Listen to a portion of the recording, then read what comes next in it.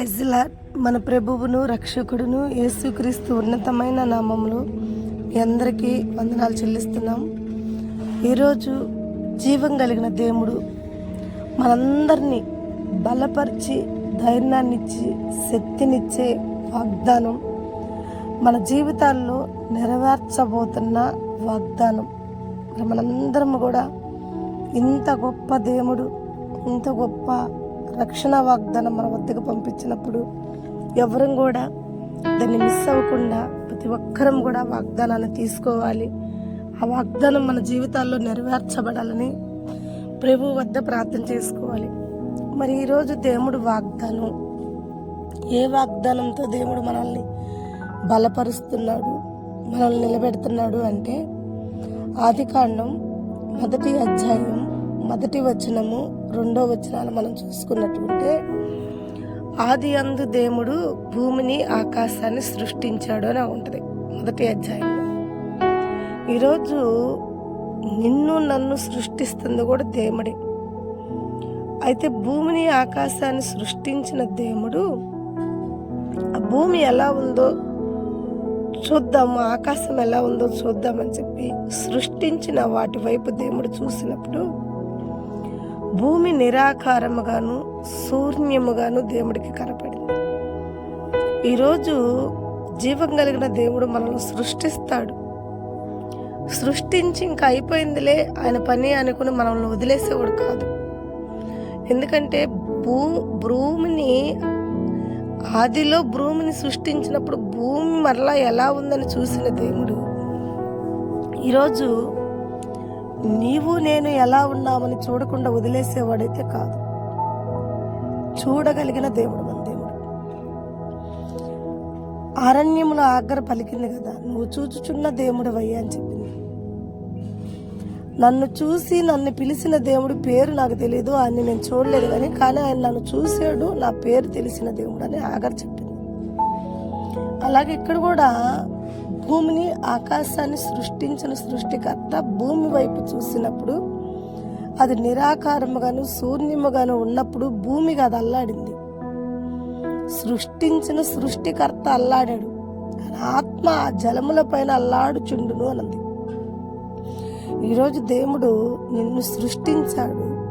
నీ జీవితం ఒకవేళ నిరాకారముగా శూన్యముగా ఉందేమో, ఆదిలోనే భూమిని సరిచేసిన దేవుడు ఆ చీకటి పోవాలని, అగాధ జలములు పోవాలని వెలుగు కమ్మని పలికి నోటి మాట ద్వారా వెలుగును కలగజేస్తున్న దేవుడు. ఈరోజు నువ్వున్న స్థితిలో, నువ్వున్న పరిస్థితిలో నీ చీకటి అగాధ జలములు నిన్ను కమ్మి ఉంటే నువ్వు అల్లాడిపోతున్నావని నువ్వు అనుకుంటున్నావు. నువ్వు సృష్టివే, కానీ సృష్టించిన సృష్టికర్త ఉన్నాడు నీకు. సృష్టివైన నీవే అల్లాడిపోతుంటే సృష్టికర్తకి ఎక్కువ బాధ్యత ఉంది. ఎందుకంటే నిన్ను సృష్టించింది దేవుడు కాబట్టి, నువ్వు బాగోగులు చూడాల్సింది దేవుడు కాబట్టి, నీ వైపు చూడాల్సింది దేవుడు కాబట్టి ఆయన చూస్తాడు. సృష్టించిన ఆయన వదిలేసేవాడు కాదు, చూడగలిగిన దేవుడు. అలా వదిలేసేవాడైతే ఆదిలో భూమిని వదిలేసేయాలి, కానీ ఆయన సృష్టించిన పనితనాన్ని ఆయన చూశాడు, దాన్ని సరిచేశాడు, దానికి ఉన్న స్థితులు, దానికి ఉన్న పరిస్థితులు మార్చేశాడు దేవుడు. ఆయన చూడక ముందు నిరాకారముగా ఉంది, శూన్యముగా ఉంది, ఎంతో ఇబ్బందికరంగా ఉంది. ఎప్పుడైతే సృష్టికర్త దాని వైపు చూశాడు, ఆయన కనుదృష్టి ఎప్పుడైతే దాని వైపు మళ్ళిందో, ఎప్పుడైతే ఆయన నేత్రాలకు అది చూడగలిగాడో, ఎమ్మటనే దాని స్థితిగతులు మార్చబడ్డాయి. అక్కడ ఎంత మార్చబడ్డాయి అంటే సెకండ్ల పైన వెలుగు వచ్చేసింది. నిమిషాలు కాదు, గంటలు కాదు, సెకండ్లో మార్చేశాడు. మారాని మధురంగా మార్చగలిగిన దేవుడు మన దేవుడు. ఈ ఉదయకాల సమయాన ఈరోజు నీకు ఇస్తున్న ఈ వాగ్దానం ఏంటి దేవుడు అని అంటే, ఖచ్చితంగా దేవుడు నిరాకారముగా ఉన్న భూమిని వెలుగుగా మార్చినట్టు, నిరాకారముగా శూన్యముగా కన్నీళ్లతో బాధలతో వ్యాధులతో రోగాలతో అవమానాలతో, నిందలతో కొట్టుమిట్లాడుతున్నావా? బాధపడిపోతున్నావా? గాయపడి ఉన్నావా? చీకట్లో ఉన్నావా? అగాధ జలముల పైన అల్లాడుచున్నావా? ఈరోజు నీతోనే దేవుడు మాట్లాడుతున్నాడు. ఈ వాక్యం నీదే, నీ వద్దకే దేవుడు పంపిస్తున్నాడు. ఈ వాగ్దానాన్ని నీ స్థితిగతులు మారుస్తానని దేవుడు వాక్యం సాక్షిగా చెప్తున్నాడు.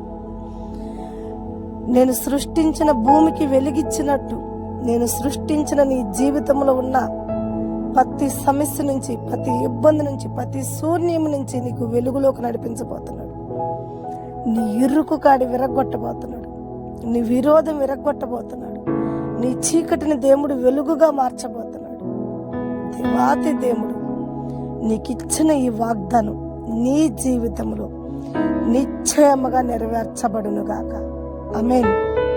ఖచ్చితంగా ప్రేమైన బిడ్డ, భూమిని ఆకాశాన్ని సృష్టించిన దేవుడు, భూమిలో ఉన్న నిరాకారాన్ని తీసివేసి వెలుగునిచ్చిన దేవుడు, నిన్ను సృష్టించిన సృష్టికర్త, నీలో ఉన్న ఇరుకులు, ఇబ్బందులు, సమస్యలు, శ్రమలు, ఇబ్బందులు ఆ కాడంతా విరగగొట్టి నీకు విశ్రాంతి ఇచ్చి వెలుగులోకి నడిపించబోతున్నాడు. నమ్మి దేవుడి ఎడల ప్రార్థన చేసుకో. సహనముతో దేవుడి కొరకు కనిపెట్టుకుని ఉండు. ఈ వాగ్దానం తప్పకుండా నీ జీవితంలో నెరవేర్చబడింది. అబ్రహానికి వాగ్దానం ఇస్తే దేవుడు ఆ వాగ్దానాన్ని కొట్టివేయలేదు. దేవుడు ఆ వాగ్దానాన్ని దాని సమయంలో నెరవేర్చాడు. అలాగే నీకు ఇచ్చిన ఈ వాగ్దానాన్ని కూడా దేవుడు కొట్టివేయడు. నిరాకారముగా ఉన్న నీ స్థితిగతులు మార్చబోతున్నాడు. చీకట్లో అల్లాడిపోతున్న నీ స్థితిగతులు మార్చబోతున్నాడు. ఈ వాగ్దానం నీ జీవితంలో నెరవేర్చేంత వరకు కూడా దేవుణ్ణి విడిచిపెట్టగాక. యాకోబు గనక దేవుణ్ణి ఎలా బంధించి ప్రార్థించాడు, దీవెన దొరికేంత వరకు కూడా దేవుణ్ణి విడిచిపెట్టకుండా ఎలా పట్టుకున్నాడు, నువ్వు కూడా అలాగే పట్టుకో. మరొక యాకోబు వల్లే నువ్వు కూడా ప్రార్థించు. దేవుణ్ణి బంధించు. దేవుడికి దీవెనలు పొందుకునేంత వరకు ఆయన విడిచిపెట్టగాక. నీకిచ్చిన ఈ వాగ్దానం నీ జీవితంలో నెరవేర్చేంత వరకు కూడా దేవుణ్ణి విడిచిపెట్టకుండా ప్రార్థన చేసి నీ వాగ్దానం నీ జీవితంలో నెరవేర్చబడేదాకా దేవునికి మొరపెట్టు. తప్పకుండా చెవునొగ్గి వినగలిగిన దేవుడు ఖచ్చితంగా నీ మొరకు రహస్యమందు వింటున్న దేవుడు ప్రతిఫలం ఇచ్చునుగాక. ఆమేన్. God bless you. ఈ వాక్యం మీకు నచ్చినట్టుంటే అనేకరికి షేర్ చేయండి. దయచేసి మన ఛానల్ సబ్స్క్రైబ్ చేసుకోండి. మరి ఈ వాక్యాన్ని లైక్ చేయండి. మన యూట్యూబ్ ఛానల్, బేతేల్ ప్రార్థన మినిస్ట్రీ ఛానల్ ప్రతి ఒక్కరు కూడా సబ్స్క్రైబ్ చేసుకోండి. ఎందుకంటే ఇలాంటి వాక్యాలు, దేవుడు మన హృదయంతో మాట్లాడే మాటలు, గాయపడిన గాయాలు కట్టే వాక్యాలు తప్పకుండా బేతేల్ ప్రార్థన మినిస్ట్రీ తరపున మీ అందరి వద్దకు రావాలని, మీరందరూ కూడా ఈ వాక్యమందు ఆశీర్వాదాలు పొందుకోవాలని మీ అందరి కొరకు కూడా ప్రార్థిస్తున్నాం. ముఖ్యంగా మన ఛానల్ సబ్స్క్రైబ్ చేసుకున్న ప్రతి ఒక్కరి కొరకు కూడా, మీ ప్రతి కుటుంబాల కొరకు కూడా మేము ప్రార్థిస్తున్నాం. Praise the lord. మా కొరకు కూడా మీరు ప్రార్థించండి. మన ఛానల్ కొరకు ప్రార్థించండి. మా పరిచర్య కొరకు ప్రార్థించండి. మనుషుల దయ, దేవుడి దయ మనందరికీ సదాకాలం ఉండును గాక. ఆమేన్.